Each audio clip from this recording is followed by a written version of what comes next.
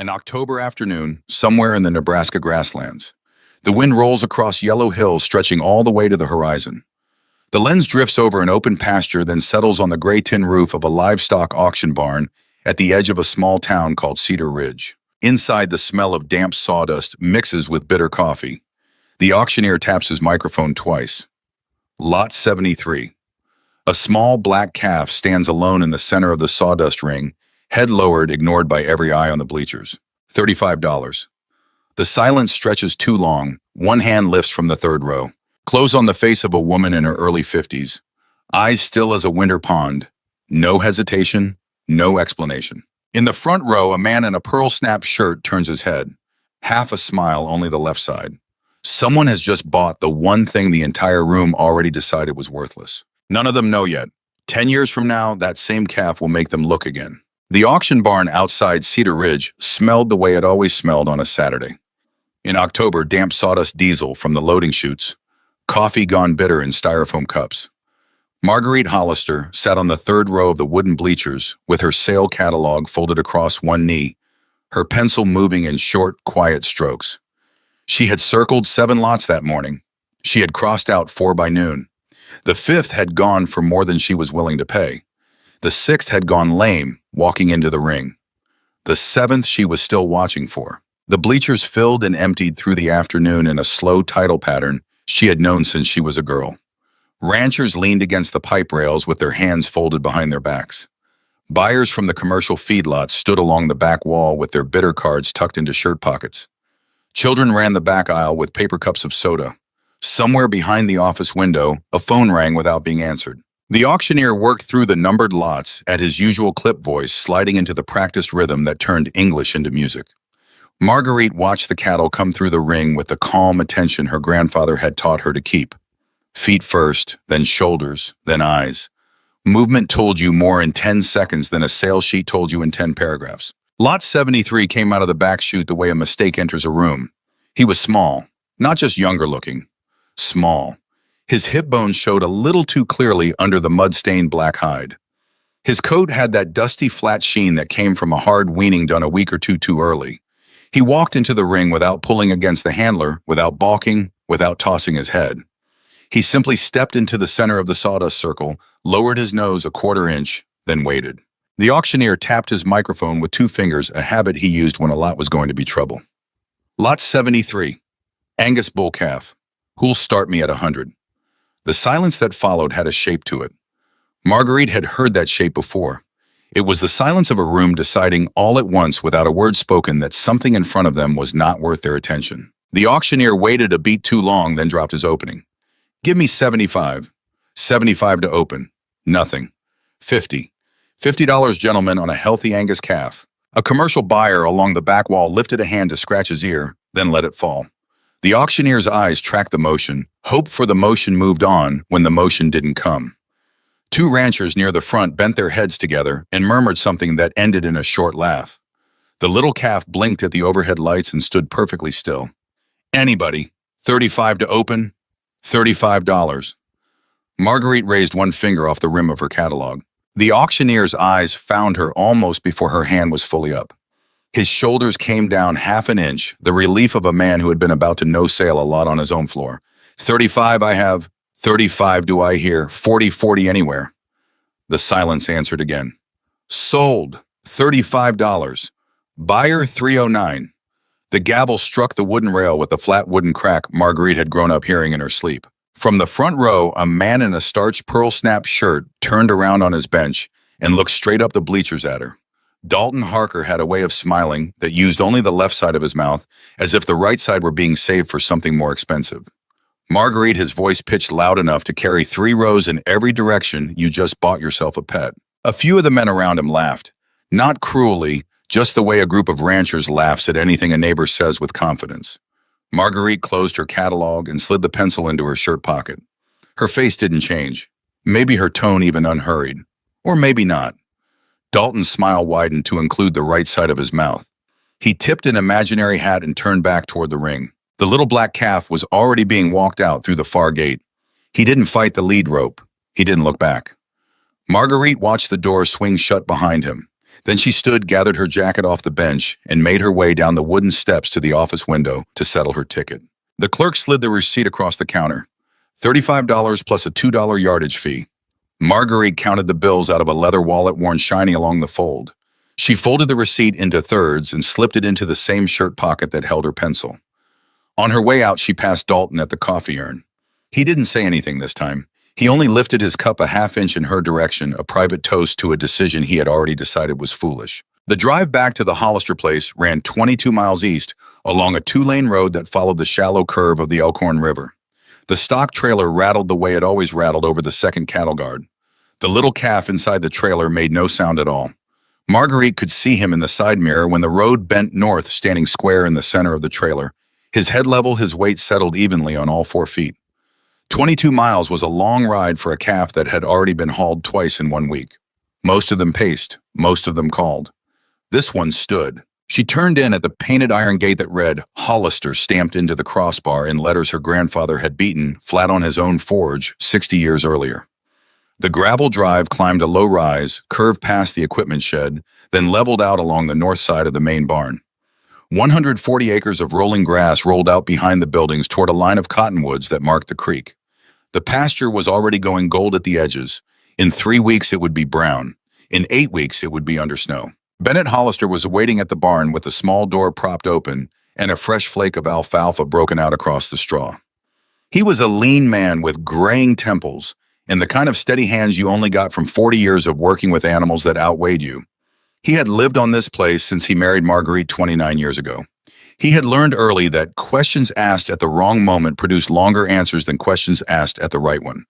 He didn't ask any now. He simply walked to the back of the trailer, unlatched the gate, and let it swing wide on its greased hinge. The little calf stepped down the ramp, one careful hoof at a time without a nudge.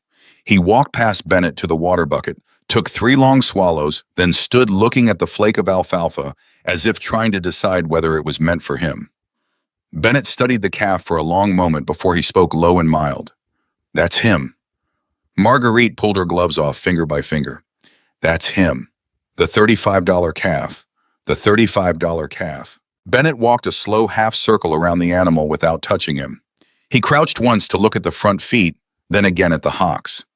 When he stood, his hand went to the back of his neck, which was the place his hand always went. When he was thinking a thought he wasn't sure he wanted to say aloud. "He's little." "He is. You think he'll make it through winter?" Marguerite watched the calf take his first careful mouthful of alfalfa. He chewed the way an older animal chewed, slow, deliberate, using both sides of his jaw. Most calves that young ate in a rush and dropped half of what they lifted. This one didn't drop a stem. "I think he deserves the chance," her voice quieter than the wind moving through the open barn door. "That's what I bought.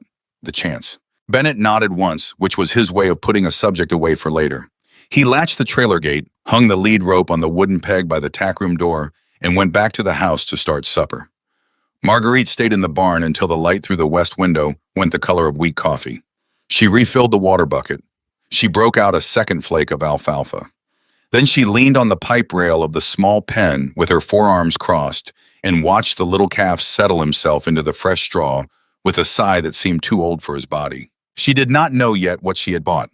She only knew what she had not bought. She had not bought the loud one. She had not bought the flashy one.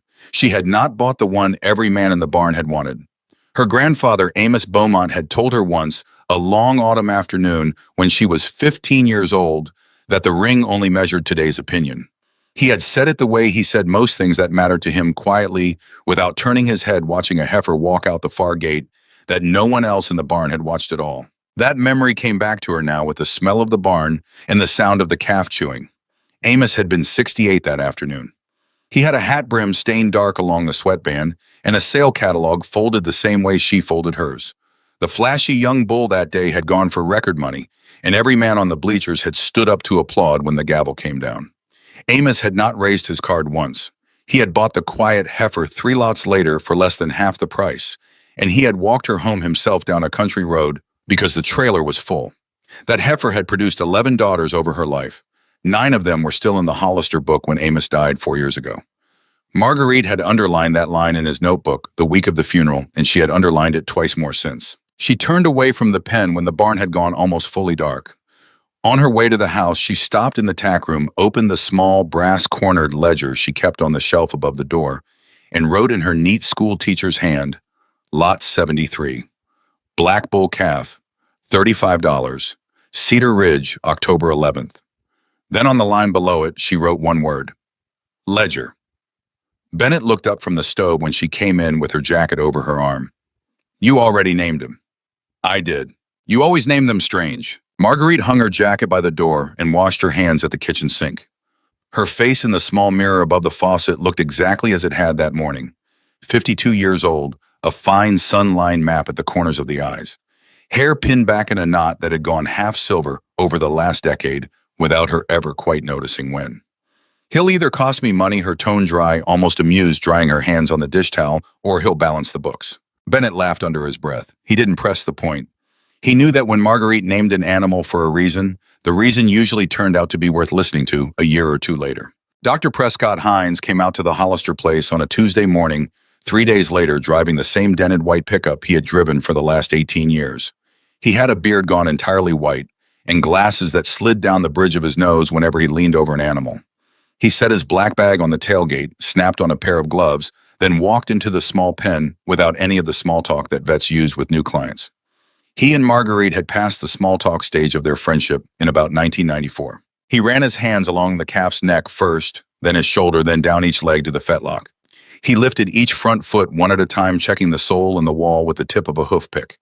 He did the same at the back. He palpated the flank. He listened to the heart with a stethoscope pressed hard against the ribs, moving it twice, listening a long time. Then he stepped back, pushed his glasses up with his knuckle, and stood a moment without speaking. Marguerite waited. Healthy, his voice carrying that flat professional note he used when he was still turning a thought over in his mind. Surprisingly healthy. Just small, just behind. Prescott lifted the calf's upper lip to look at the gum line, then let it fall. Weaned about 2 weeks too early is my guess. Maybe 3. Somebody hit him a hard cutoff, then held him back in a poor pen, then hauled him. He didn't get any of that back before he came through the sale ring. So he isn't weak. No. Prescott looked at the calf a second time, this time longer. He isn't weak, he's behind. Those are two different words that a lot of people don't bother to separate. Marguerite folded her arms. What about the structure? Prescott crouched at the calf's front leg. He set his palm against the pastern, then ran his thumb up the cannon bone to the knee. That's the interesting part. His voice stayed flat, but the flatness had a small shift in it. Now the shift Marguerite had learned to listen for over 2 decades of standing beside him in this barn. The bone is straight, the joint is clean, the angle of the shoulder is right where I want it. If he catches up in the next 6 months, and if his hindquarters keep pace with the front, you may have caught something the auction floor never got a look at, because he was standing wrong, because he was standing still. Prescott straightened, wiped his palms on the thighs of his coveralls, then let out a slow breath through his nose. Small calves get walked past. Small, quiet calves get walked past twice. Nobody bothered to look at what was under the hide. Marguerite watched Ledger take a slow drink from the water bucket. He set his feet the same way each time, square, still patient. Grandpa used to say the ring measures today's opinion. He said it didn't measure tomorrow's potential. Prescott almost smiled. He almost said something. Then he shook his head, once the way a man shakes his head when he decides not to add anything to a sentence that was already finished. He picked up his black bag off the tailgate, snapped the latch, and told her he'd be back in 6 weeks to check the growth curve. Word of the $35 calf had left the sale barn before Marguerite had even reached the county line. That was how these towns worked. A story didn't need a rider. It walked out on its own 2 legs and knocked on every screen door between the auction gate and the church parking lot. By Saturday morning, Rick's Diner on Main Street had heard the story twice, once from a man who had been at the sale, and once from a man who claimed to have been at the sale, but had actually been at his sister's wedding in North Platte. The second telling was more colorful than the first. In the second telling, the calf had been so thin you could count his ribs from the parking lot. In the second telling, Marguerite had bid against nobody at all and had somehow still ended up paying full price. Dalton Harker sat at his usual booth by the front window with his elbow on the vinyl seat back and his coffee cooling in front of him. He wasn't telling the story. He didn't need to. The story was already halfway around the room. He was only nodding along at the punchlines, adding a small tilt of his head, here a small dry chuckle there, letting the story do what it was going to do. Rick himself, who had been pouring coffee at that counter for 31 years and who had a long habit of taking no side at all in any argument, finally leaned across the counter and asked in a low voice, "She really pay 35?" She really did. Dalton lifted his mug with two fingers. I was in the front row. Watched her hand go up like she was waving at a school bus. Well, Rick straightened, wiped the counter with a folded rag. She's bought worse before. Not that I remember. Marguerite came through the front door at that moment with her hat in her hand. The bell over the door made its small tin sound.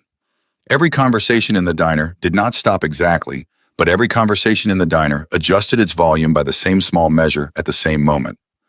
Marguerite crossed the room without hurrying, hung her hat on the hook by the register, and slid into the booth across from Dalton's one row down on the aisle side. Dalton turned his head just enough to include her in his field of view.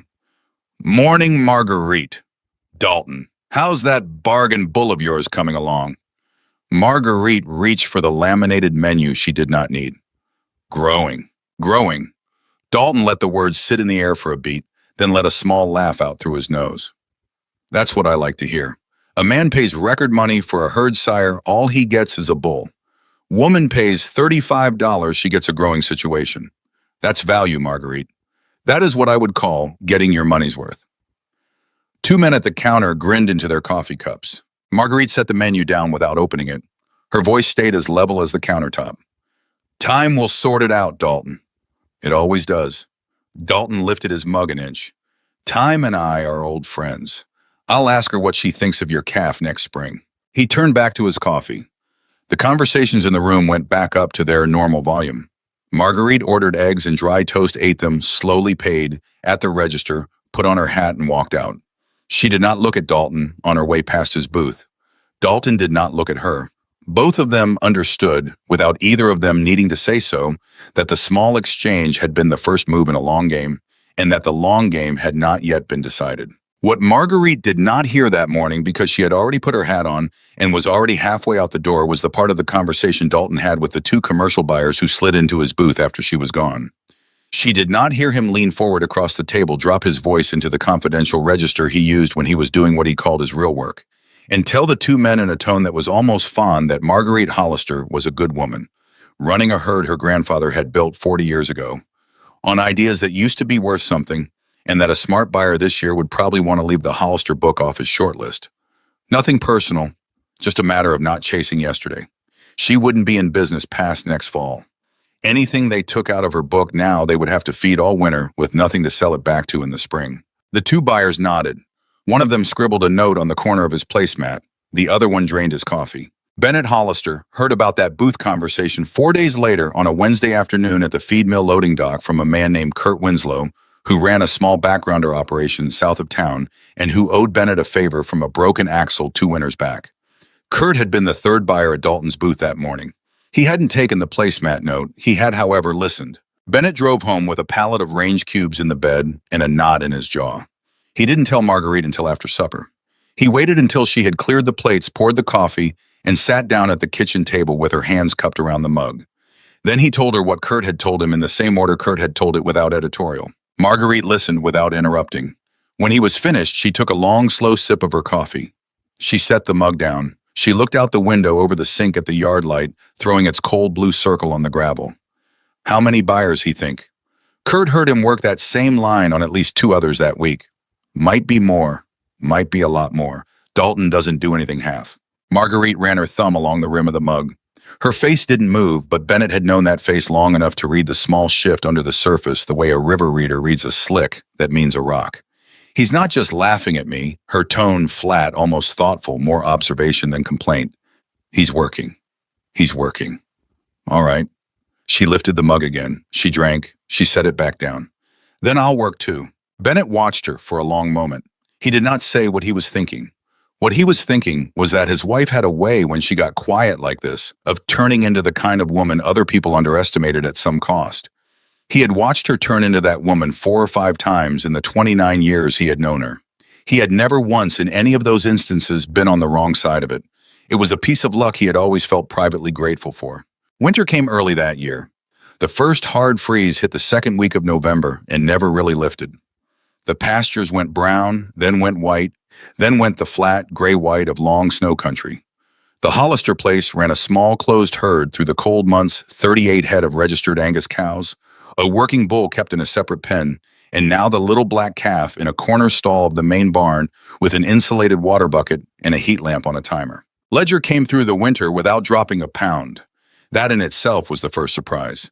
Calves that thin hauled that late, weaned that hard, usually lost condition through the first cold snap. Ledger did not. He ate steadily, he drank steadily. He rested with his legs folded neatly beneath him, chewing his cud with the slow inward gaze that older cows used, as if there was a thought he was in the middle of and he could not be hurried out of it. By January, he had begun to fill in through the shoulder. By February, his hip had rounded. By March, the veterinarian on his second visit ran his hand along the calf's back and did not say anything for a long moment. What?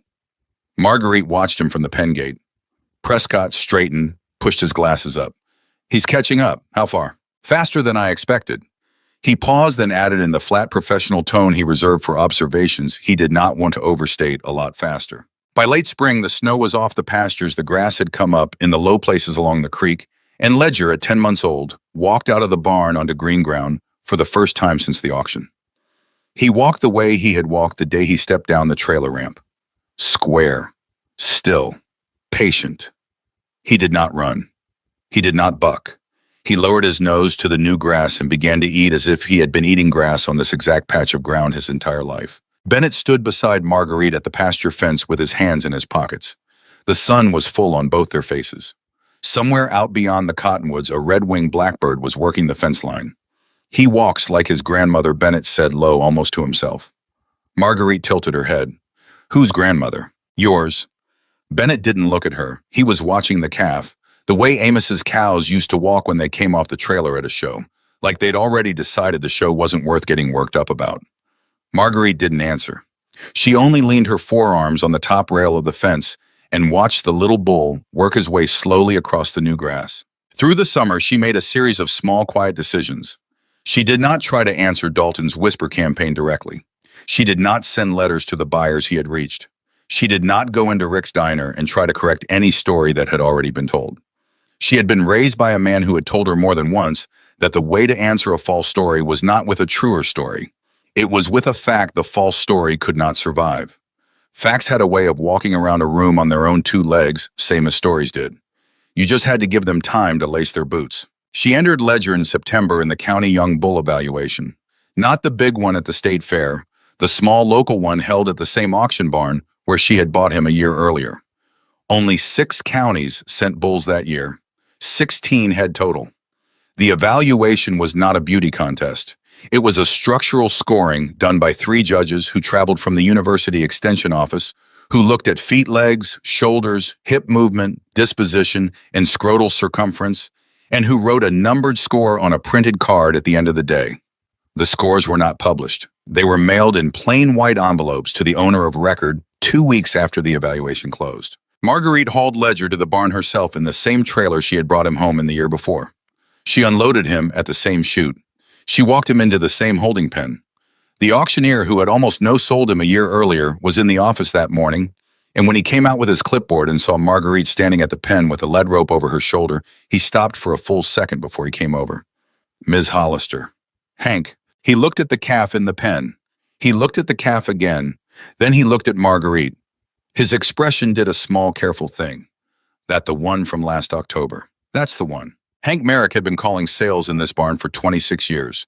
He had seen every kind of animal come through the ring and every kind of buyer come sit on his bleachers. He was not a man given to open opinions.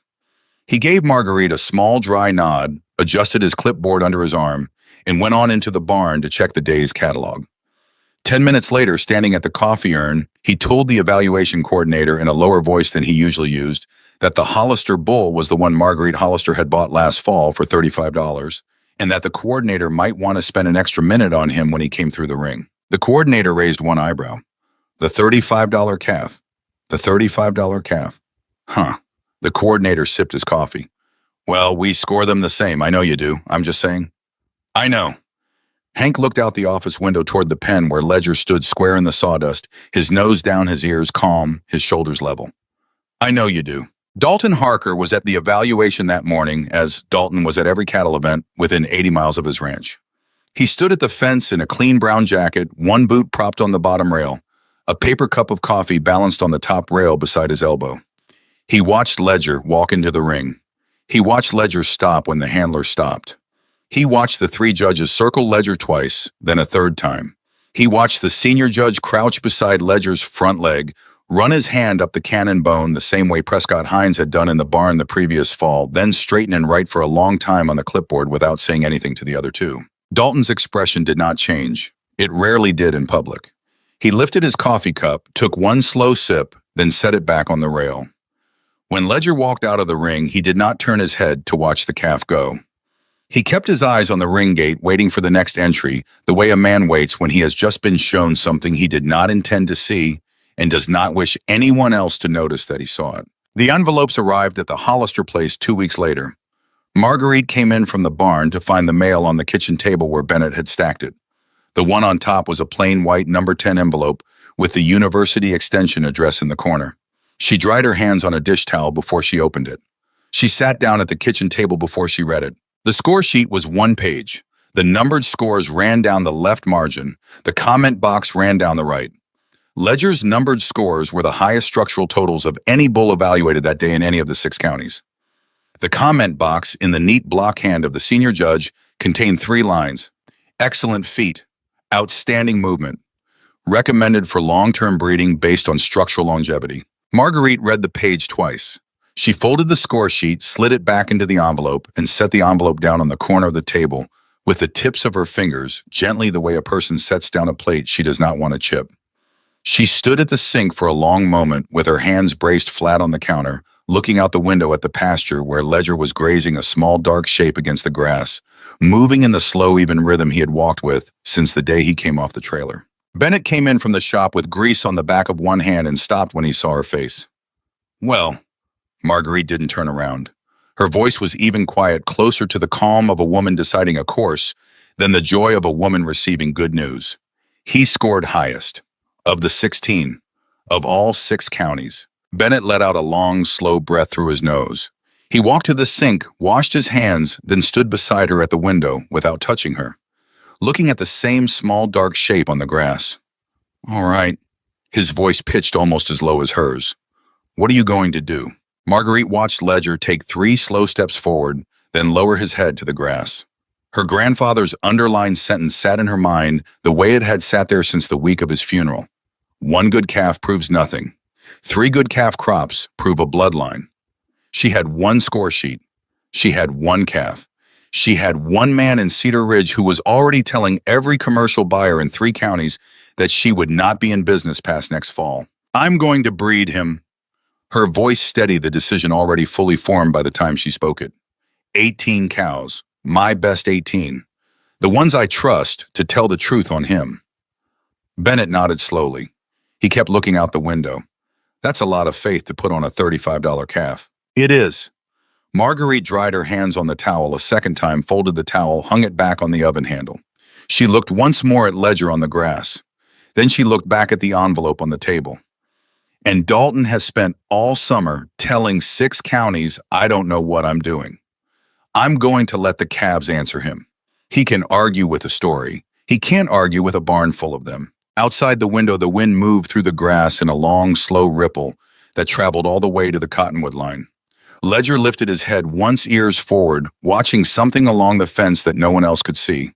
Then he lowered his nose again, unhurried, and went back to his grazing the way a young bull grazes when he has all the time in the world and no idea yet that a man across the county is already deciding at that same moment that a $35 calf is going to have to be dealt with before another spring comes. The 18 cows Marguerite chose for that first breeding season were not the youngest in the book, nor the flashiest, nor the ones a stranger walking through the pasture would have picked out first. She chose them the way her grandfather had taught her to choose at the kitchen table over 3 long evenings in October, with the herd records spread across the oilcloth in 3 overlapping stacks and a mug of coffee going cold at her elbow. She chose them for udder. She chose them for temperament. She chose them for the small, structural details Prescott Hines had circled in the margins of the annual health reports over the last 4 years. 2 of the cows were 9 years old. 3 of them were 7. The rest ran between 4 and 6. Every one of them had produced a live calf every year of her working life. Every one of them had walked to the water trough on a January morning with the same steady square-hip stride Marguerite had watched Ledger walk on the day he came off the trailer. Bennett read the list over her shoulder on the third evening, his hand resting flat on the back of her chair. He did not comment on the choices. He only ran his thumb down the column of numbers, paused twice at names he might have expected her to leave off, then nodded once and went to the sink to wash out his mug. What he understood without needing to say it was that she was not building a breeding group to make money that year. She was building a jury. 18 honest cows who would tell the honest truth about a $35 bull in a language of shoulders and pasterns and quiet dispositions that no rumor in Rick's diner could shout over. She turned the 18 out with Ledger on the first Monday in May in the north pasture, where the grass came in early along the creek. Ledger was 2 years old that spring, filled out through the chest, standing a good half-hand taller than he had a year earlier, with a neck that had thickened over the winter, without any of the coarseness that came from pushing a young bull on grain. He walked into the pasture the way he walked into every new space, unhurried, head level, one careful hoof at a time. The cows lifted their heads as he came through the gate. 2 of the older ones took a slow step forward to look at him. Ledger did not press them. He did not bellow. He did not paw the dirt. He simply moved to the water tank, drank, then turned and began to graze the near edge of the pasture as if the 18 head at his back were a fact he had already accepted without discussion. Prescott Hines came out 3 days later to confirm the group was settling. He leaned on the fence for 20 minutes without speaking, watching Ledger work the pasture with the calm inward rhythm of an animal that had already put himself to work.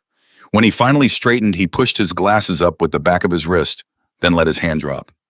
I've seen bulls half his age with twice his noise, his voice mild, almost amused. Noise is not the same as work. You pick the quiet one. Marguerite kept her eyes on the pasture.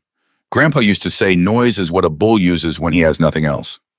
Prescott did not answer. He only nodded once and walked back to his truck. That same week, 38 miles south in the private back office of the feed mill, outside the town of Ash Fork, Dalton Harker sat across a scarred oak desk from 2 of the largest commercial buyers who worked the north-central Nebraska corridor. The room smelled of pipe smoke that had settled into the wallpaper decades earlier. A ceiling fan turned slowly overhead, moving warm air from one corner to another without cooling anything. Dalton had bought the coffee. He had bought the sandwiches. He had, in a manner of speaking, bought the room. The offer he set on the table was simple, in the way that all effective offers were simple. Harker Cattle Company would guarantee the 2 buyers first pick of every replacement heifer and every feeder bull calf out of the Harker book for the next 3 years at a fixed price schedule set below the current regional average, provided the 2 buyers signed an exclusivity clause that excluded 3 named seed stock operations from their purchase list for the same 3-year window. The 3 names on the exclusion list were typed in the same crisp font as the rest of the contract. 2 of them were small breeders Dalton had been quietly squeezing for a decade.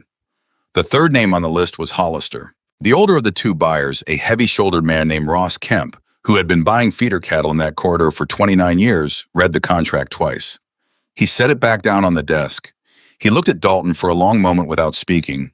Then he picked up his pen, uncapped it slowly, and signed on the line above his printed name. The younger buyer, a man named Terrell Vance, watched Ross sign, then signed his own line without reading the contract a second time.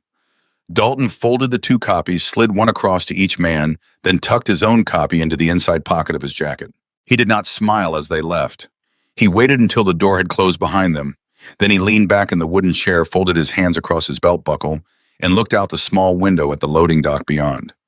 The exclusivity contract, he understood clearly, would not by itself put the Hollister place out of business. It would only make sure that when Marguerite came into her first real calf crop the following spring, the 2 largest local buyers of Angus replacements in the region would not walk through her pasture, would not run their hands along the hip of a heifer she was proud of, would not write her a check. She would be selling into an empty room. And an empty room, Dalton had learned over 20 years of doing exactly this kind of quiet work, was a room that eventually convinced even the most stubborn breeder to close the doors on her own. Bennett heard about the contract 12 days later at the feed mill loading dock from the same man who had told him about the diner conversation the year before. Kurt Winslow had not been in the back office that morning. He had, however, been at the coffee pot in the front office an hour later when Ross Kemp had leaned against the doorframe with his hands in his jacket pockets and told the mill secretary in the tone of a man complaining about the weather that he was going to have to skip the Hollister sale next spring on account of a piece of paper he had just signed that he was not entirely proud of, but was not going to walk away from either. Kurt told Bennett in the parking lot beside the loaded pickup. He kept his voice low. He did not look Bennett in the eye when he told him. He looked at the ground beside Bennett's boot, then at the horizon past Bennett's shoulder, then finally when the story was fully out at Bennett's face. Ross is a decent man, his tone flat apologetic without quite being an apology. He wouldn't have signed if the number hadn't been more than he could turn down. Dalton knew that. Dalton always knows the number. Bennett drove home slowly. He took the long road along the river instead of the county cutoff, and he did not turn the radio on. When he came up the drive, Marguerite was at the barn with Prescott, watching one of the older cows he had brought in to check on a swollen hock. Bennett waited until Prescott had loaded his bag into the truck, waited until the truck had turned around in the yard and rolled out under the iron crossbar of the gate, waited until Marguerite had latched the barn door behind her. Then he told her, standing at the tack room door with his hat in his hand. Marguerite listened without moving. When Bennett finished, she did not sit down. She did not lean against the wall. She only tipped her head a quarter inch to the side, the way she tipped it when she was setting a fact into the correct drawer inside her mind. 3 years, both of them. She was quiet for a moment. Then in a voice that was almost conversational, she said, "Well," he stopped laughing. Bennett didn't answer. He watched her face. "That's progress, Bennett." She turned and walked past him into the tack room, took the small brass-cornered ledger down from the shelf, and opened it to a fresh page. She wrote across the top in her neat school teacher's hand a single line. "Local market closed." She underlined it once. Then on the next line she wrote another. "Find another market." She underlined that one twice. She closed the ledger, set it back on the shelf, and walked past Bennett out into the yard toward the house, where a kettle she had put on before Prescott arrived was now whistling loud enough to be heard through the open kitchen window. The first calves out of ledger began to arrive in the last week of February. Marguerite did not sleep in the house that week. She slept when she slept at all on a folded canvas cot in the calving barn, wrapped in a wool blanket and a canvas coat, waking every 90 minutes to walk the pens with a flashlight. She had done this every calving season for 30 years. She did not need Bennett's help, and Bennett did not offer it, because both of them had long ago agreed that calving was Marguerite's work, in the way that fence lines were Bennett's work, and that the two territories were not to be crossed without invitation. The first heifer she pulled a ledger calf out of was a 6-year-old red-tagged cow named Pearl in the herd book. Pearl had produced 5 calves before this one, every one of them without assistance, every one of them on her feet within 20 minutes. This one came out at 3:15 in the morning on his own in a slow, easy slide onto the clean straw. He lifted his head before Marguerite had finished wiping his nose. He was on his front knees within 4 minutes. He was on his feet, all 4 of them, square and steady beneath him within 11 minutes. He walked to his mother's flank, found the udder, and began to nurse without a stumble. Marguerite sat back on the straw with her forearms across her knees and watched him. The second calf came the next night. The third came 2 nights after that. By the middle of March, she had pulled or watched 6 of them, and every one of them had done the same thing. Same clean, easy birth, same fast, steady rise, same square, straight legs beneath a level top line, same calm, inward eye. She had not seen a run of calves that even in her entire time in the barn, and she had been in the barn since she was old enough to reach the top rail on her tiptoes. Prescott came out on the 8th of April to run the branding shots. He worked through the pen slowly, his glasses sliding down his nose, his hand moving from calf to calf in the same practice rhythm. Halfway through the group he stopped, straightened, wiped his forehead with the back of his wrist, and looked at Marguerite across the crowding alley. "You have something." His voice pitched flat professional, the way it had been in the barn on that first Tuesday morning almost 18 months before. "I don't like to say that word too early. I'm saying it now. You have something." Marguerite leaned on the top rail with her chin on the back of her hand. She did not answer. "I've worked expensive herd sires," Prescott went on, quieter, half to himself, half to her. "I've worked bulls that cost more than this whole barn is insured for. I have not seen a first calf crop this, even out of any of them. Not one. Prescott." He looked up. "Say it once more." "In the same words. I want to remember them the exact way you said them." He almost smiled. He did not smile. He said it again in almost the same words, with the small variations a man uses when he is trying to speak carefully instead of speaking twice. Marguerite closed her eyes for one long breath.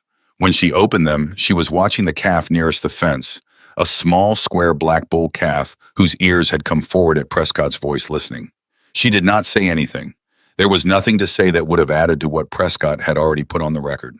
That evening, after Prescott had loaded his bag and driven out, Marguerite went into the tack room and opened the brass-cornered ledger again.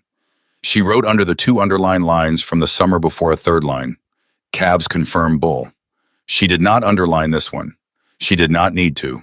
She closed the book, put it back on the shelf, and stood a long moment in the doorway looking out at the pasture, where a ledger was grazing on the near slope, in the last light a heavy calm shape against the new grass. The next morning she began to make phone calls. She did not call any of the buyers who had been reached by Dalton's exclusivity contract.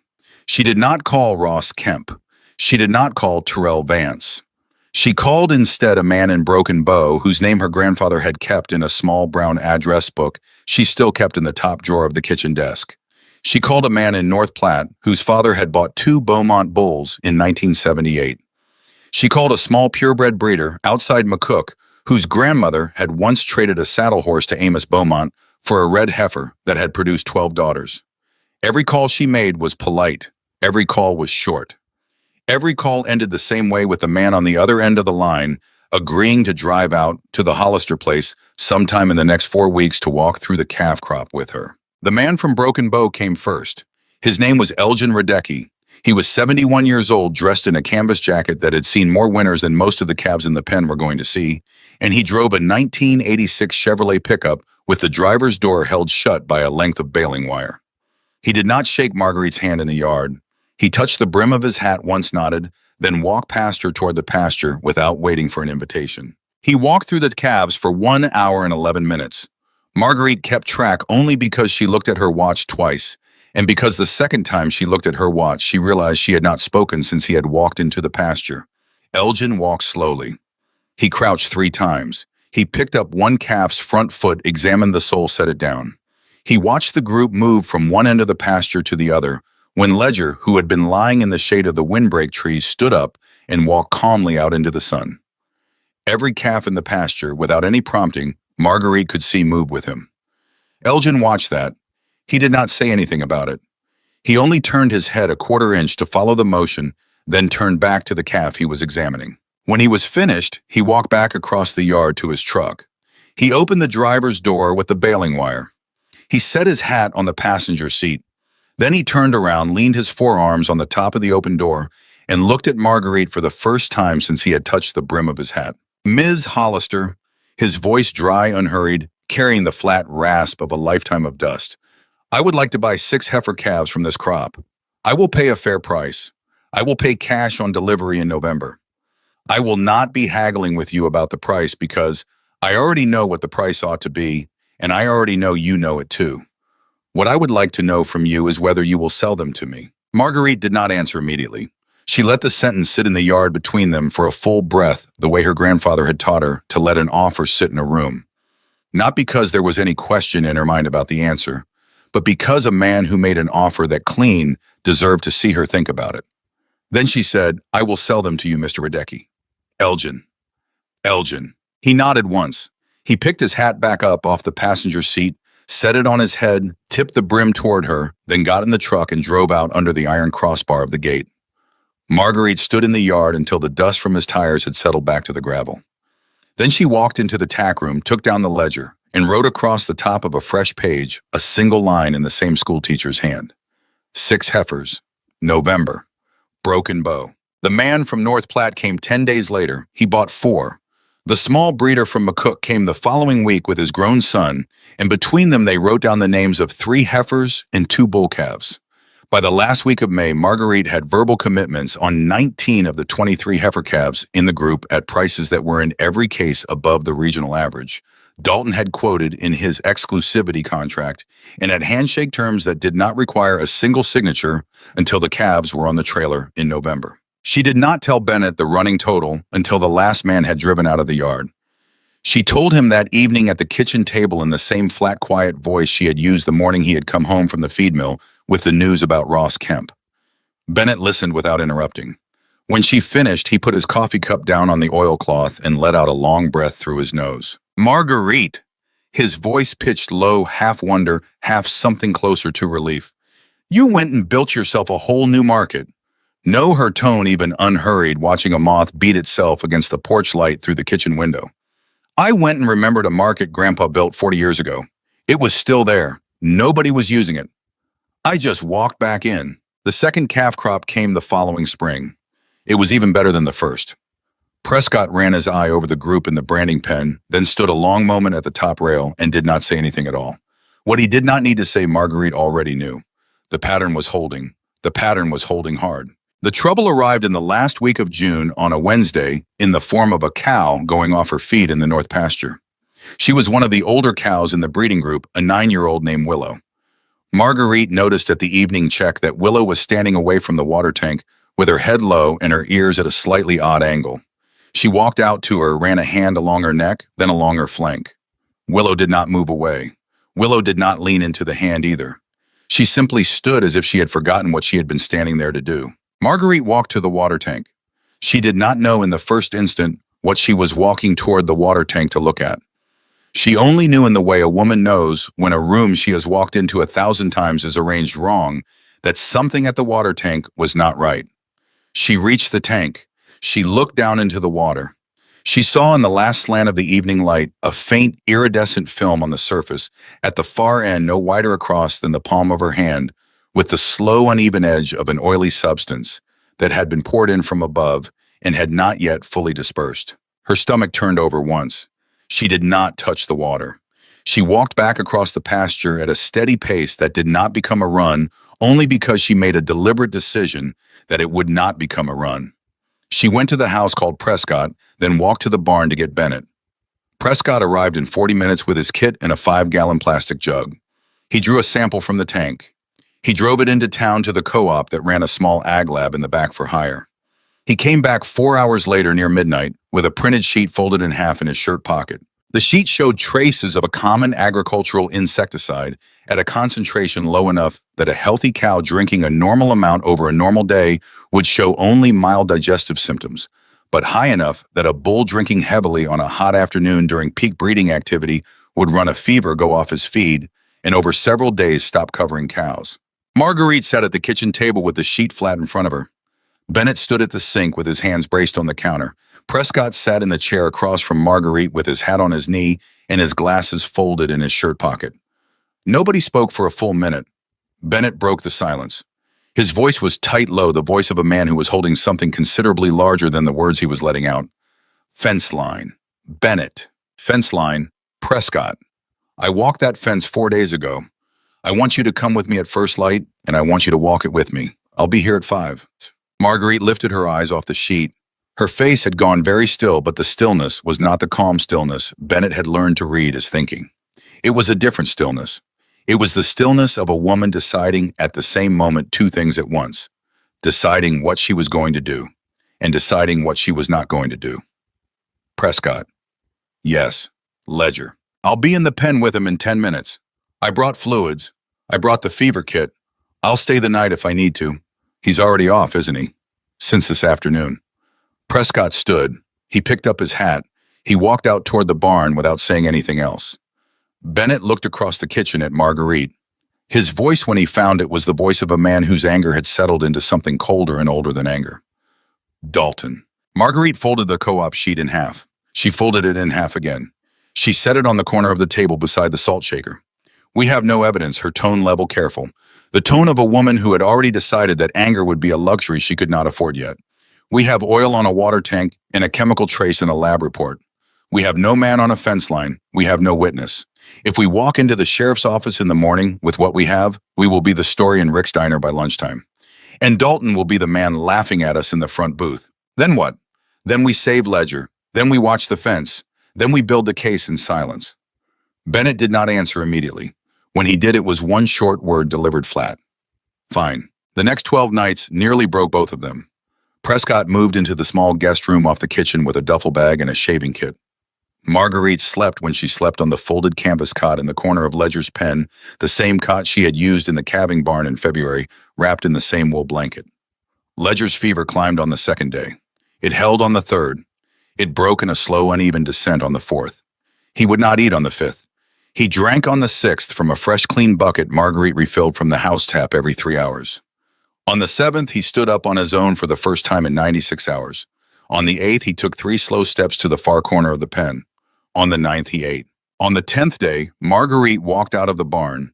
At first light, stood at the pasture fence for exactly 1 minute without moving, then walked back into the tack room and picked up the phone. She called the loan officer at the First Cedar Ridge State Bank in town. She told him she wanted to schedule a meeting in his office at 10 the next morning. The loan officer, whose name was Merle Kestenberg and who had done business with 3 generations of Beaumonts and Hollisters, told her in the mild, wary voice bankers used when a customer they respected called out of the blue that 10 in the morning was fine. She drove into town alone. She wore a clean-pressed shirt, the same navy jacket she had worn to her grandfather's funeral, and a pair of boots she had polished the night before. She sat across the desk from Merle Kestenberg for 40 minutes. She did not ask him for an extension. She did not ask him for a rewrite. She told him in flat, direct sentences that the expansion loan she had taken out 14 months earlier to build the second barn was going to be paid down by 50% by December 15th from the proceeds of 19 heifer sales already committed at verbal handshake, at prices she then read off a folded page from her ledger. She told him she would deliver a written schedule of those sales to his office in 10 business days. She told him that if any of those buyers failed to complete the sale, she would inform him personally within 24 hours. She asked him for no consideration in return. She asked him only to keep the note where it currently sat, and to not accept any offer from any party to purchase the paper on that note without notifying her first. Merle folded his hands on the desk. He looked at her for a long moment across the polished walnut. Then he said in a slow voice she remembered from her grandfather's wake, "Ms. Hollister, your grandfather sat in that same chair in 1967 and asked my father a favor that was very similar in shape to what you are asking me now. My father honored it. I will honor yours. I will not sell the note. I will not accept an offer to buy it. If one comes across this desk, you will know within the hour." Marguerite stood. She shook his hand. She walked out of the bank into the flat white morning light. She did not stop at Rick's Diner. She did not stop at the feed mill. She drove the 22 miles home, put on a clean pair of work boots, and walked out to the barn to check on Ledger. Ledger was on his feet at the water bucket. His coat had lost some of its shine, and the flat plane of his hip had softened a little the way an animal softened when he had fought a long fever. But he was drinking. His ears were forward.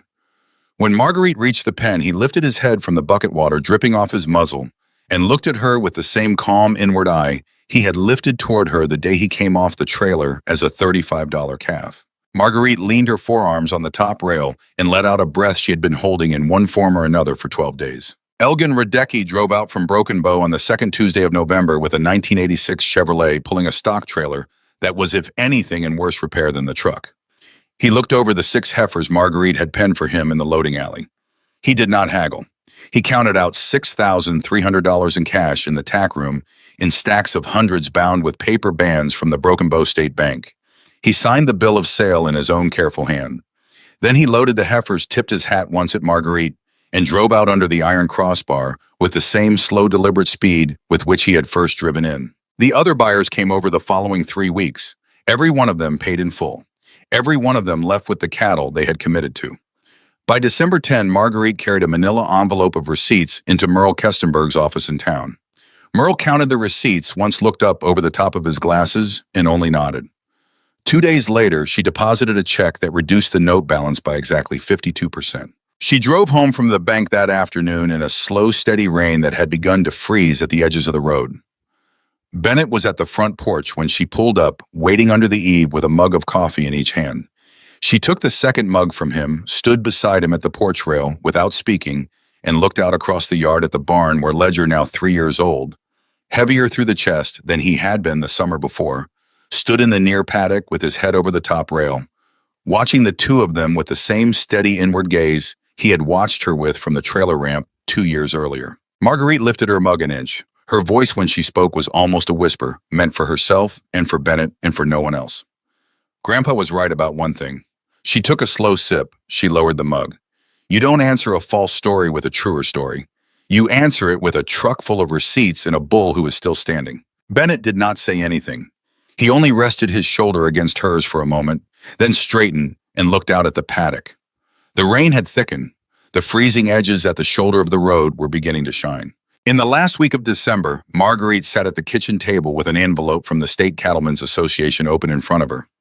Inside the envelope was a printed invitation on heavy cream paper requesting the pleasure of Marguerite Hollister's participation in the annual Nebraska State Livestock Exposition at Grand Island the following autumn, with entries welcomed in the sire group class, the get of sire class, and the individual female classes. She read the invitation twice. She folded it in half. She slid it back into the envelope. She placed the envelope in the center of the oilcloth between the salt shaker and the sugar bowl so that Bennett would see it when he came in from the barn. Then she stood at the kitchen window with her mug of coffee cooling in her hand, watching the yard light throw its cold blue circle on the fresh snow, watching the small dark shape of Ledger in the near paddock lift his head once toward the light, then lower it again into the hay. Unhurried as if he had already accepted, in whatever way an animal accepts such things, that he was going to be asked sometime in the following year to answer in a different arena and in front of a different jury. The same question he had been quietly answering one calf at a time since the morning he had come off a rattling trailer onto a barn floor for $35. The winter turned hard in the second week of January, the kind of cold that pressed against the barn walls at night with a low, steady weight. Marguerite spent most of that season at the kitchen desk with 3 ring binders open and a fan across the oilcloth. The state exposition at Grand Island was 10 months away.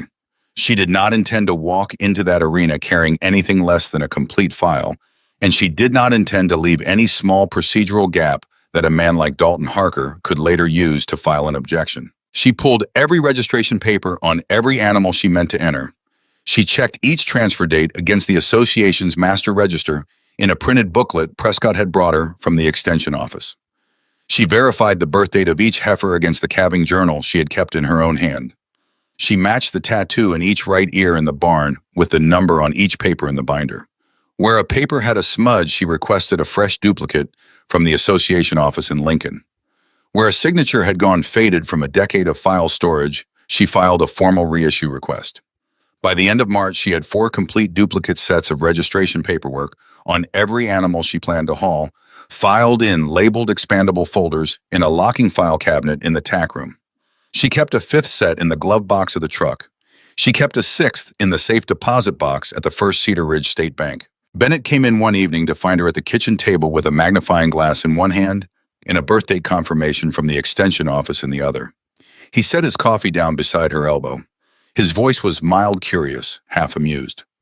"Marguerite, you already checked that one twice." "I know." She did not lift her eyes off the page. "I am going to check it a 3rd time. Then I am going to check it a 4th. When I walk into that show ring in Grand Island, I want to have already answered every question a hostile man could think to ask before he has finished thinking of it." The 3rd calf crop arrived that spring. Prescott worked through the branding pen without speaking for the first 2 hours. When he finally stopped at the far corner, wiped his glasses on his shirt tail, then set them back on his nose, he only shook his head once in the small, dry way that meant in his private language of gestures that he had run out of words worth wasting on a pattern that was now in his professional judgment no longer an accident. Marguerite noticed something else that spring. The daughters from Ledger's first calf crop, now 2-year-olds themselves, were beginning to calve out. 15 of them had bred back on schedule. Every one of them was raising a calf that looked like the calves in the branding pen. The trait was carrying through the daughters. It was not a one-year run. It was a bloodline talking. She wrote a 4th line in the brass-cornered ledger beneath the 3 she had written across the previous 2 years. "Daughters breed true." She underlined it once. She stood a long moment in the tack room doorway with the ledger open in her hand, watching Ledger in the middle paddock through the small square window. He was 5 years old that April. He had thickened through the neck. He carried his head a little lower than he had in his younger seasons, the way a working bull carried it when he had begun to move from the arithmetic of youth into the geometry of maturity. He walked the same way he had always walked, square still, patient. Halfway through July on a Tuesday morning that had come in hot before 8, an unfamiliar dark green 4-door pickup rolled up the gravel drive and parked in the yard. Marguerite came out of the barn, wiping her hands on a rag. The driver was a tall, lean man in his mid-70s in a wheat-colored jacket that had been pressed that morning with a wide, flat straw hat and a silver bolo tie set with a piece of turquoise the size of a nickel. He climbed down from the truck without hurry. He crossed the yard the same way. He stopped 4 feet from Marguerite, took off his hat, held it against his chest, then looked at her with a pair of pale gray eyes that had at some earlier point in their long history taken a great deal of trouble to see whatever they were looking at all the way through. "Ms. Hollister." His voice was thin, dry, unhurried, the voice of a man who had learned to make each word carry its own weight. "My name is Everett Calder. I ran cattle out of Sand Hills country for 51 years. I sold the last of my working herd 2 Novembers ago. I have been driving around the state ever since, looking at other people's cattle on the theory that a man who has stopped looking at cattle has stopped doing the one thing he was ever any good at. Somebody at a coffee counter in Ord mentioned your calf crop to me last week. I would like if you have half an hour to walk through your pasture." Marguerite folded the rag into her back pocket. "Come with me, Mr. Calder." "Everett." "Everett." They walked out to the north pasture together. Everett did not talk on the way. He kept his hat on his head, one thumb hooked through his belt loop, watching his own boots settle into the dry grass. When they reached the fence, he stopped, set his forearms on the top rail in the same easy, leaned way Prescott had leaned there 2 years earlier, and looked at the group of Ledger's daughters grazing on the near slope with their own 2-month-old calves at their sides. He watched them for a long time without saying anything. Then, without turning his head, he began to speak quietly, half to Marguerite and half to the grass in front of him. "I knew your grandfather, Ms. Hollister." Marguerite kept her eyes on the pasture. "I thought you might have. I met Amos Beaumont at a state association meeting in Kearney in 1968. I sat next to him at a dinner. He talked for exactly 7 minutes across the whole evening. I have thought about most of those 7 minutes at least once every year since." Everett paused. He watched a heifer at the near edge of the group lift her head, look calmly at the two of them, then lower it again. "What he told me at that dinner when I asked him how he chose his replacement females was that he did not choose them. He said the ground chose them. He said if you fed a pasture right, and if you let the wrong ones sort themselves off it season by season, the pasture would hand you a herd inside of a generation." Then he ate his pie. Marguerite almost smiled. She did not smile. She only kept her eyes on the pasture and let Everett go on. "The reason I asked to come out here," Everett said, still quiet, still watching the heifers, "is that I saw a 2-year-old bull at the university trial in September of 1972 who moved the way that group in front of us is moving. I have not seen it since. I was starting to think I had made him up in my head over the years, the way a man makes up the fish he almost caught in 1959. Then I heard about your calf crop." He turned his head then deliberately and looked at her. His pale gray eyes were entirely steady. "A bloodline does not disappear, Ms. Hollister. It waits. It waits for the right person to notice what is under the hide. Your grandfather noticed it once. You have noticed it again. That is the whole of what I came out here to say to you. I do not want to buy anything. I do not want to sell anything. I only wanted, before I stopped driving around the state, to stand at a fence and look at a group of cattle that moved the way they used to move." He did not stay for coffee. He shook Marguerite's hand at the yard, put his hat back on, climbed into the dark green pickup, and drove out under the iron crossbar with the same unhurried certainty with which he had driven in. Marguerite stood in the yard for a long time after the dust had settled. She did not go into the tack room. She did not open the ledger. What Everett Calder had said, she understood, was not a fact that belonged in the ledger. It was a fact that belonged in a room deeper inside the house of her memory, in the same room where her grandfather had sat at a folded sale catalog on a Tuesday afternoon in 1986, and told her that the ring never measured tomorrow. The trip to Grand Island in October was 211 miles. Bennett drove the truck. Marguerite rode with the paperwork binder flat on her lap. In the stock trailer behind them rode 3 heifers and 2 young bulls out of the second Ledger calf crop, along with a 19-month-old daughter Prescott had circled twice in the notes of the annual health report, a heifer that carried her right ear tag number in the herd book as 47. They pulled into the exposition grounds on Wednesday afternoon. The complex had grown considerably since Marguerite had last been through the gates 12 years earlier. New wash racks, a new fitting barn, fresh gravel across the whole exhibitor lot. Marguerite unloaded the cattle herself into the assigned pens. Bennett hauled the tack and the feed. Prescott arrived that evening in his own truck in a clean shirt with a fresh pair of glasses in his shirt pocket. Dalton Harker was 3 barns over. His string had come in that morning in a matched pair of gooseneck trailers pulled by 2 identical brand-new black diesel pickups. His fitting crew wore matching white polo shirts with the Harker Cattle Company crest embroidered above the left pocket. He had brought 14 head. He had reserved the two largest tie-out stalls in the fitting barn. He had, according to a passing rumor Bennett heard at the wash rack that evening, spent more on the shipping alone than Marguerite had spent on the entire trip. Marguerite did not go to look at Dalton's string. Dalton did not come to look at hers. Both of them understood in the way two people who had been playing a long, slow game across 4 years understood such things that the arena the following afternoon would be the only place where either of them needed to look at anything. Thursday morning came in cool and clear. The classes ran through the day on schedule. Ledger's daughters won the 2-year-old female class in the late morning. His sons took second and fourth in the yearling bull class after lunch. His Get of Sire Group 5 head, assembled together in the ring in the mid-afternoon, drew the judge's pen for the Champion Sire Group Award for the show. When the ribbon was clipped to the halter of the lead heifer, Marguerite did not smile in the ring. She only nodded once at the judge, then walked her heifer calmly out the gate to the applause of a section of bleachers that had begun to lean forward without any of them entirely knowing why, at the sight of a 5-animal group that moved through the sawdust, as if they had been walking that same short circle together their entire lives. The championship female drive was scheduled for Friday morning at 10. That evening, as Marguerite was folding a set of clean show towels at the tack stall, a shadow filled the aisle behind her. She did not turn immediately. She recognized the shape without turning. Dalton Harker had a way of standing in a doorway that took up more of the doorway than the width of his shoulders strictly required. Marguerite. She folded the last towel, set it on the stack, then turned. Dalton was in a fresh-pressed jacket. His hat was in his left hand. He was smiling with only the left side of his mouth again, the way he had smiled at her across the wooden bleachers at Cedar Ridge 4 years earlier. Dalton. He looked past her at the tack stall for a moment, then back at her face. His voice, when he found it, was almost soft, almost sincere. I would like to talk to you privately for 2 minutes, if you have them. I have them. They walked out to the side of the fitting barn where a strip of gravel ran along a chain-link fence beyond the reach of the overhead lights. Dalton stopped there, turned to face her, and set his hat back on his head. He did not this time bother with the half-smile. His face had gone flat businesslike, the face of a man who was at this particular moment working. I would like to buy your bull. Ledger is not for sale. 60,000. He is not for sale. Dalton did not react to the price the way most men in his position would have reacted, with a small quick flash of the eyes at his own generosity.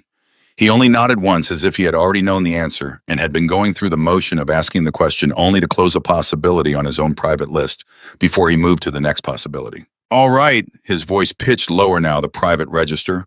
Then I would like to tell you what is going to happen tomorrow morning if that number does not become interesting to you between now and breakfast. He watched her face. She did not move. He went on. I have looked at your registration paperwork on entry number 47. There is a transfer date on that heifer that does not match by 3 days the date printed on the master register in the association book. I have already spoken to a member of the show committee about it. I have not filed a formal objection yet.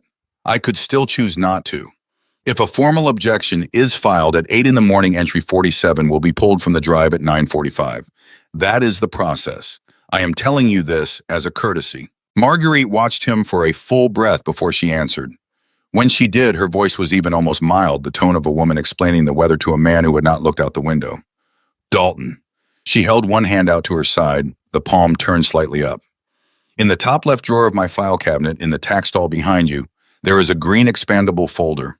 Inside that folder is the original transfer document on entry 47, signed by the previous owner in October of the year the heifer was 6 months old. Beside it is a certified duplicate of the same document issued by the association office in Lincoln in April of this year, at my written request correcting the printed master register entry, which had been miscoded by a data clerk in 1999. Beside that is a notarized affidavit from the previous owner confirming the transfer date. Beside that is a printed confirmation from the association office dated May of this year, entering the corrected date into the master register. That correction has been in the register since May. If you had looked at the current register instead of an old printed booklet, you would have known that. Dalton did not move. His face did not move. Only the small muscle at the hinge of his jaw moved once, then stilled. Marguerite lowered her hand. Her voice stayed level. I have spent the last 10 months preparing for men like you to look for exactly this kind of gap. I did not leave one. I did not leave one on any animal I brought here. If you file an objection at 8 in the morning, the committee will have my file at 8:02. Entry 47 will be in the drive at 10. I will be in the ring behind her. You will be in the bleachers. That is the process. For a long second, Dalton did not speak. Then slowly, without any of the earlier softness in his face, he touched the brim of his hat, turned on his heel, and walked back into the fitting barn without another word. Marguerite stood alone at the chain-link fence for a full minute after he had gone. Then she walked back inside, folded the last towel a second time out of habit, and told Bennett in a very quiet voice that they were going to bed early. Friday morning came in with a hard blue sky and a thin, cold wind that carried the smell of fried food from the exhibitor tent all the way to the show barn. The championship drive began at 10 sharp. 16 finalists walked into the ring. 6 were sired by Ledger. The judge was a heavy-shouldered man in his 60s with the weathered forearms of a lifetime spent outdoors in a clean-pressed jacket with a small silver pin at his lapel that Marguerite recognized as the badge of a senior evaluator from the University Extension Network. He walked the ring 3 times without speaking. He crouched twice to examine a foot. He circled entry 47 and stood behind her for a long moment, with his head slightly tilted, watching the level line of her top line against the far rail. He straightened. He walked to the microphone at the announcer's stand. He took the microphone in one hand. He looked out at the bleachers for 1 beat, then 2, then 3. Grand champion, female of the Nebraska State Livestock Exposition. The judge paused. The crowd had already begun to lean forward without meaning to.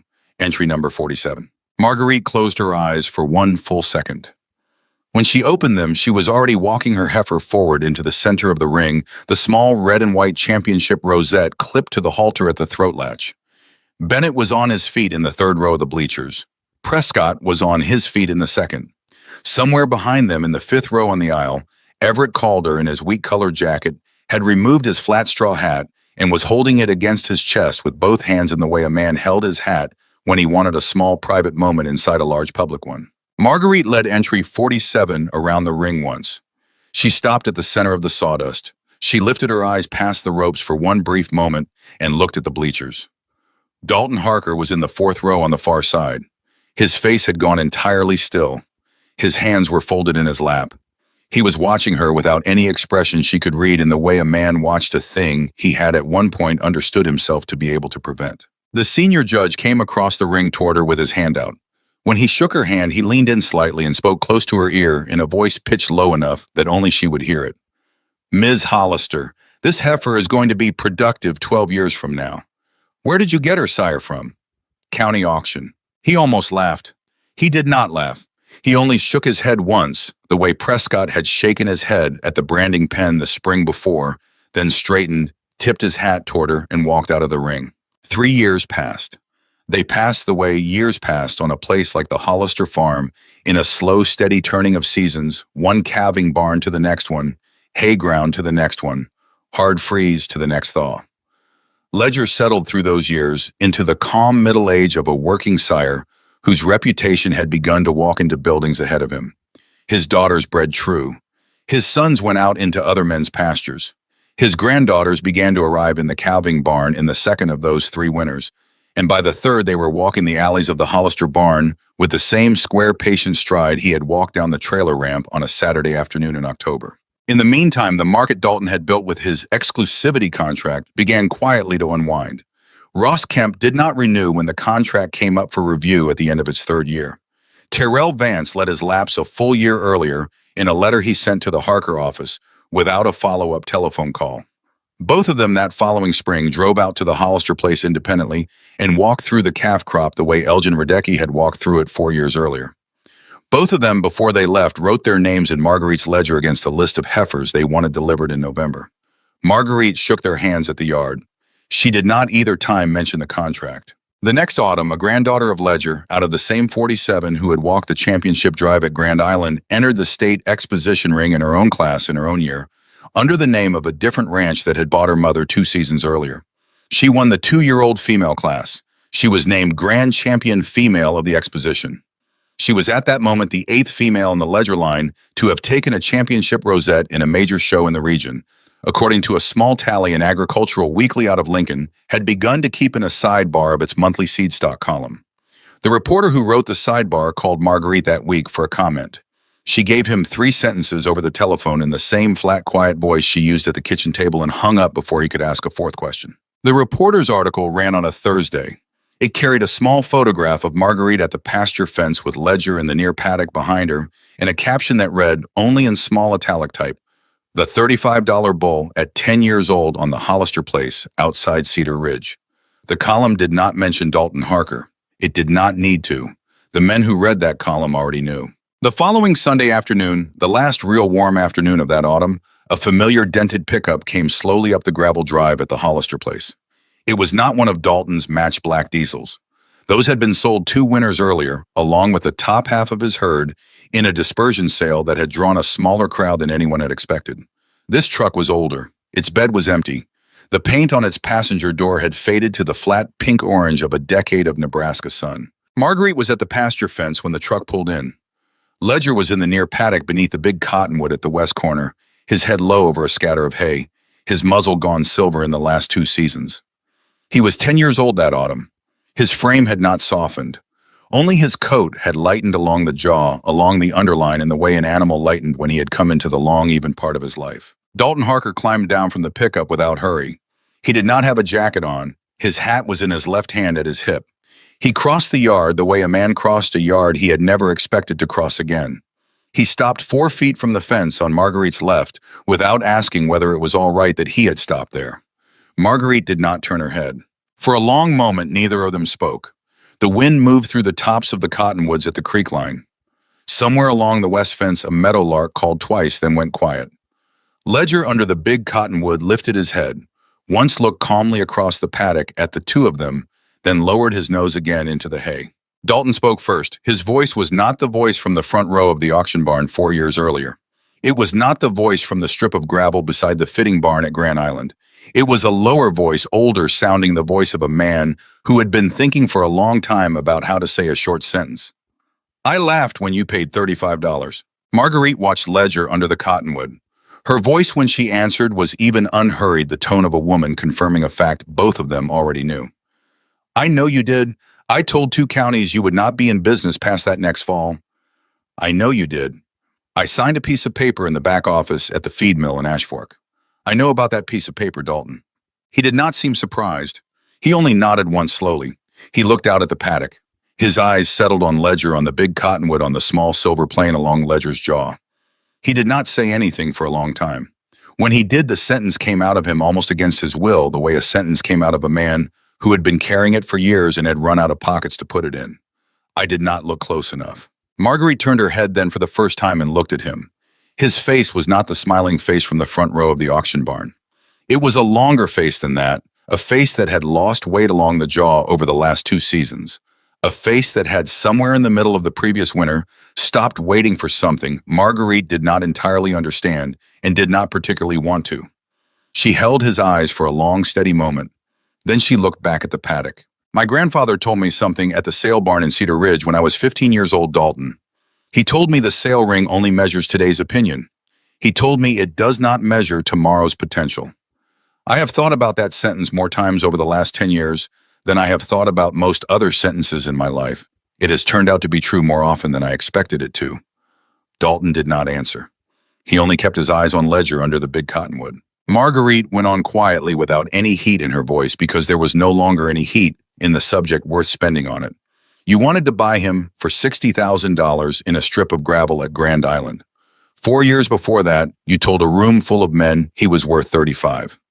Neither of those numbers was ever the number that mattered. The number that mattered was the one the calves wrote in the branding pen every spring. That number was never for sale. The meadowlark along the west fence called once more. The wind moved through the paddock. Ledger under the cottonwood took a slow, careful step forward, lowered his head to a fresh scatter of hay, and began to eat with the same unhurried inward rhythm he had walked down the trailer ramp with a decade earlier. Dalton stood at the fence a long time without speaking. Then he set his hat back on his head, tipped it once very slightly toward Marguerite, and walked back across the yard to his pickup. He did not turn around when he opened the door. He did not turn around when he climbed in.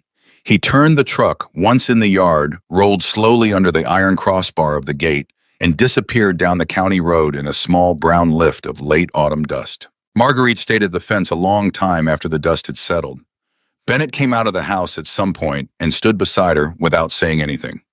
He rested his shoulder against hers, the same small pressure he had rested against her on the porch 4 winters earlier. She lifted her hand once and set it on top of his on the top rail. Out in the paddock scattered across the near slope beyond Ledger, other cattle had begun to drift down from the shade line toward the water. Some of them were his daughters. Some of them were his granddaughters.